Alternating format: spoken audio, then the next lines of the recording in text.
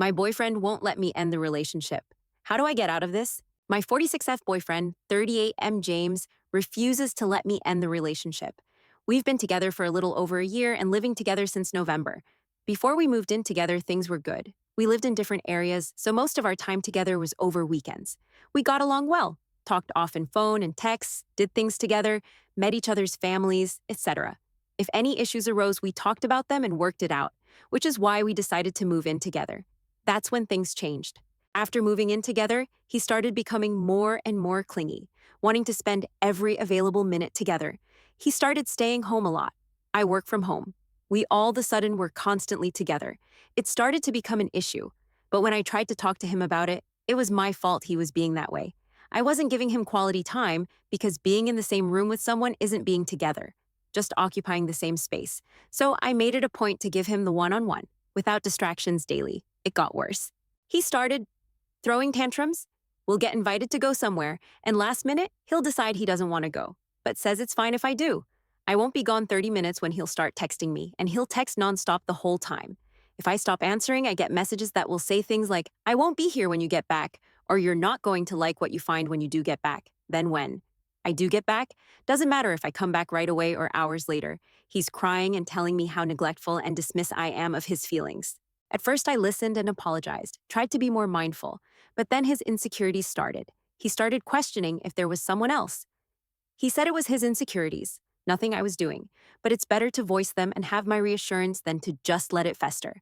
That makes sense the first time, maybe the second time, not the 15th time. We started arguing, because when exactly do I have time for someone else? We are never apart for more than 10 minutes. It just got worse. He started arguments over nothing.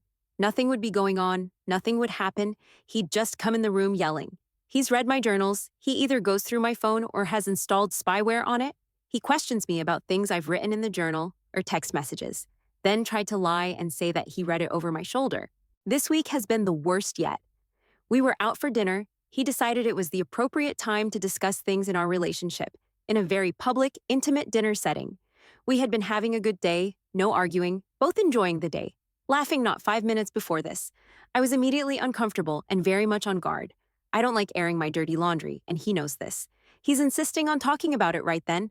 I said it wasn't the place or time. He doesn't stop. I'm not engaging. After a few minutes of this, he decides we need to leave because my demeanor is making him look bad. Everyone can see that something is wrong, and it's making him look bad. We got up and left, without eating a meal that we'd already paid for. On the way home, I started to quietly cry, and he started yelling. He was driving erratically, and too fast, I told him to slow down. He slammed on the brakes, from 77 to full stop in the middle of the interstate. Twice. We are lucky we didn't cause an accident and hurt other people. He wouldn't let me out. This went on the whole 2-hour ride home.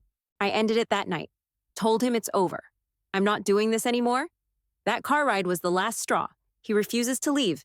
Says if I want him out, I'll have to evict him. He begs, he cries, he takes my keys so I can't leave. He threatens to kill himself. I don't want to go to my aunt's because she doesn't need the drama. I have no other family close. I have nowhere else to go. I can start the eviction process, but that takes a month or longer. He just keeps saying he can get better. I don't care if he can. I don't know what to do. Am I really going to have to deal with this until I can evict him? The police here won't do anything because he hasn't physically assaulted me. I tried a civil no contact. Judge said the same thing. I called a lawyer, same thing. Until he physically assaults me, there's nothing they can do to help me. How do I handle this? Edit. Clarification. I've been married once. He was abusive, was sleeping with his first wife behind my back. Once my divorce was final, 2014, he remarried first wife. She died less than a year later under mysterious circumstances. 2 years after the divorce, he died of a massive heart attack. He has a son that I raised for years, that is, 17 now. My boyfriend died in 2017. He fell asleep while driving home from work graveyard shift, crossed the center line, and hit a semi head-on. Steering column was pushed into his chest, broke his ribs, rib punctured his heart. He was pronounced at the scene. He was a mile from home. The next one was in 2018. He cheated and an alcoholic. We split up October of 2023. I met current BF in December of 2023. I know not much time between last two. Also, I'm not questioning if I should get out of relationship, just how to handle this until I can get him out of my house. I own my home, so there is no landlord to speak of. I've called the police, a lawyer, and my county judge. All day since he hasn't physically assaulted me that there is nothing they can do to help. Update. It's been 4 months, and I thought I posted an update. I took some of the advice and filed the eviction a week after my original post. I switched bedrooms and placed locks on my bedroom and office doors. I tried to stay calm and not engage in arguments. Did my best to keep things smooth until eviction. He was not having it. He would go from crying to talking calmly to yelling, daily. The more I refused to engage, the more volatile he became, the more aggressive he was. If I didn't respond to him within 5 minutes text or in person, I was ignoring him. Didn't matter if I was working, driving, doing stuff around the house, or just sitting at home. It was exhausting, and I was just counting the days. Approximately 1 week until eviction, he was sending me texts while sitting in same room as me. I finally told him I was due to answer another message. He sent 3 more long texts. I set my phone down and got to leave the room. He attacked me before I got to the doorway. He knocked me to the ground, slammed my head and arm against the floor, tried to force himself on me, and then headbutted me, gave me 2 black eyes. After this, he took my phone, loaded his things into the car, and left. This happened on a Friday evening. My cousin and a friend came to stay with me for the weekend. That night, my friend found a hidden camera in my fireplace. I took pictures and disconnected it. We spent the rest of the weekend looking for others. We didn't find any more, but did find a GPS tracker on my car. We also found my basement door that leads to outside had been tampered with. Also, my basement door leading into the house has a chain lock. Well, the bracket that is attached to the door frame had the screws clipped short and then pushed back into the frame, so that it would hold but with just a bit of, or pressure wouldn't hold, making the chain lock useless.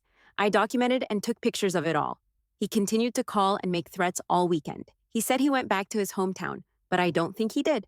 I think he sat in his car watching my house all weekend. The following Monday, I filed a no-contact order through the courts. That same day, he was arrested on his way back to his hometown. Unrelated charges. I was granted the no-contact order. He is still in jail. The last couple months have been a struggle for me emotionally. I didn't realize how much of a toll all this had taken on my mental. I've been looking into therapy, couldn't hurt any at this point. My physical injuries healed up, no permanent damage, just swelling and bruising. That's it. I've just been working on me. He's still in jail and I'm unsure of when he'll get out, but I'll be notified when he does get released. Thank everyone for all the advice. I really appreciate those that answered and gave advice. Update 2. I really appreciate everyone's advice and concern. It really does mean a lot. I decided to heed everyone's advice and move. I went and spoke to my aunt and told her everything. I'd previously told her very little. She has offered to buy the house so it can stay in the family. We have also found someone to come twice a week to help her with her household stuff and a daily meal delivery service. I've also spoken with my son, and he assures me that he is and will be okay. He'd rather I be safe. I work from home, but my boss is helping transfer me to a different office. But assure me that I don't have to wait for that to happen before I move. I'm also now working with a DV organization. I've been in contact with an advocate, and she is helping me navigate through all this. I'm overwhelmed and stressed, but I'm doing what I need to do so that I'm safe. I'm sad and disappointed in myself for putting my family in this situation and making them have to rearrange their lives because of my bad choices. Again, I want to say thank you to everyone that responded. Just one day after my last post, I had a confrontation with my neighbor outside. Before anybody gets too excited, nothing physical happened. Just a short exchange of words. I had to wait so long to make an update because I've been waiting to hear back from the police, and after 8 days of waiting and emails, I finally got a response from the police and enough information to warrant an update.